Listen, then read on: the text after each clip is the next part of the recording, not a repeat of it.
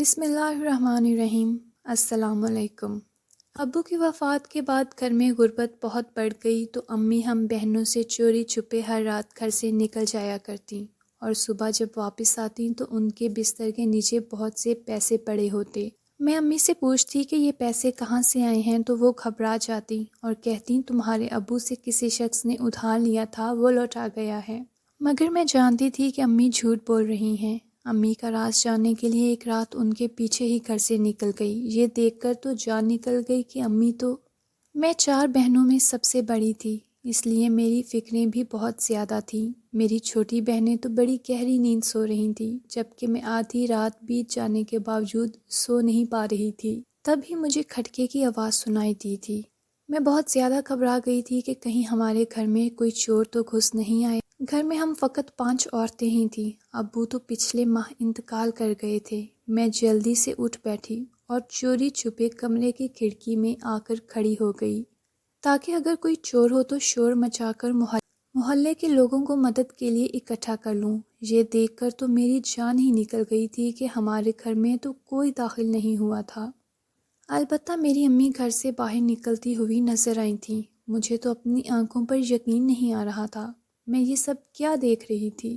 میری امی رات کے اس پہر آخر کہاں جا سکتی تھیں؟ مجھے امی کی بہت فکر تھی۔ دل میں عجیب عجیب وسوسے سر اٹھا رہے تھے، مگر مجھ میں اتنی بھی ہمت نہیں تھی کہ میں باہر نکل کر امی کو آواز ہی دے لیتی۔ اس کے بعد تو میں نے ساری رات جاگ کر ہی گزاری تھی۔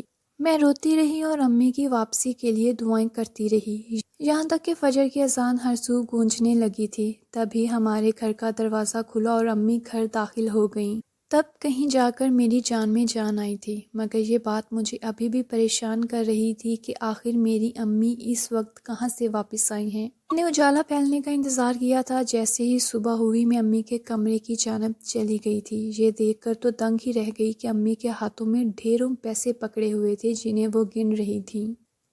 میں بہت حیران ہوئی اور بولی، امی اتنے پیسے آپ کے پاس کہاں سے آ گئے؟ میری بات سن کر امی گڑبڑا گئیں اور کہنے لگی، تمہارے ابو سے ان کے کسی دوست نے قرض لیا تھا، وہی پیسے واپس دے کر گیا ہے۔ مجھے امی کی بات پر یقین نہیں آیا، کیونکہ میں اچھی طرح سے جانتی ہوں جب ابو حیات تھے تب بھی ہمیں 2 وقت کی روٹی بڑی مشکل سے نصیب ہوتی تھی۔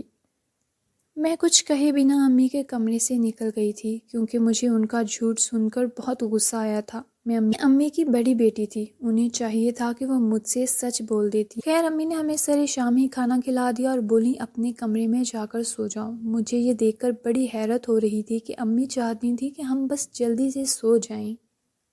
میری چھوٹی بہنیں تو سو گئی تھیں، مگر مجھے نیند کہاں آنے والی تھی۔ مجھے تو امی کی فکر تھی۔ پھر جیسے ہی گھڑی پر 10 بجے امی ایک بار پھر سے اٹھیں اور گھر سے باہر نکل گئی تھیں۔ میں خوف سے لرزنے لگی تھی، نہ جانے امی ہم جوان لڑکیوں کو گھر میں تنہا چھوڑ کر کہاں چلی جاتی تھیں۔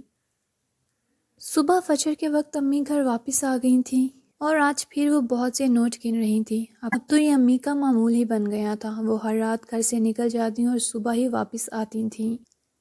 گھر میں پیسے کی ریل پیل ہو چکی تھی، ہر نعمت ہمارے گھر میں موجود تھی، مگر اب میں اتنی تو بچی نہیں تھی کہ مجھے کچھ معلوم ہی نہ ہوتا کہ ہمارے ارد گرد کیا ہو رہا ہے۔ مجھے علم ہے کہ آج کل کے زمانے میں کوئی بھی اتنا اچھا نہیں ہوتا کہ یوں ہی کسی کو پیسے تھما دے۔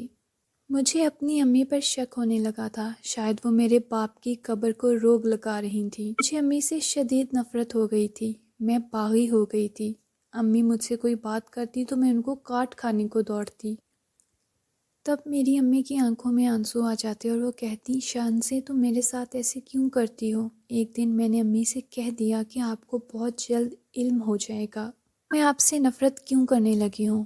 اب بس بہت ہو گیا تھا، اس سے پہلے کہ محلے والوں کو امی کی اصلیت معلوم ہوتی اور ہماری بدنامی ہوتی۔ میں نے سوچ لیا تھا کہ میں امی کو خود ہی منع کر دوں گی، اس لیے میں نے امی کا پیچھا کرنے کا فیصلہ کیا تھا۔ آج رات امی جیسے ہی گھر سے باہر نکلی میں بھی ان کے پیچھے ہی چل پڑی تھی، یہاں تک کہ وہ بہت دور ایک تاریک سے علاقے میں آ گئی تھیں۔ وہاں جاتے ہی امی ایک کمرے میں داخل ہو چکی تھیں، جبکہ میں اپنی امی کی ساری کارروائی دور کھڑی ہو کر دیکھ رہی تھی۔ تب میری امی اس کمرے سے باہر نکل آئی تھیں، تو یہ دیکھ کر میں سکتے میں آ گئی کہ امی نے تو پھٹے پرانے کپڑے پہنے ہوئے تھے۔ اور انہوں نے ہاتھ میں کاسا پکڑا ہوا تھا۔ وہ سگنل پر جا کر کھڑی ہو چکی تھیں اور ایک ایک شخص کے آگے ہاتھ پھیلا رہی تھیں۔ یہ دیکھ کر میں رونے لگی تھی کہ میری امی کو بھیک سے زیادہ تو جھڑکیاں مل رہی تھیں۔ میری امی بہت زیادہ تھکی ہوئی لگ رہی تھیں۔ وہ کبھی ایک پیر اٹھاتی تو کبھی دوسرا۔ میں امی کے پاس چلی گئی۔ جب ان کی نظر مجھ پر پڑی تو وہ بہت گھبرا گئی تھیں۔ کہنے لگی، شانزے تم یہاں کیا کر رہی ہو؟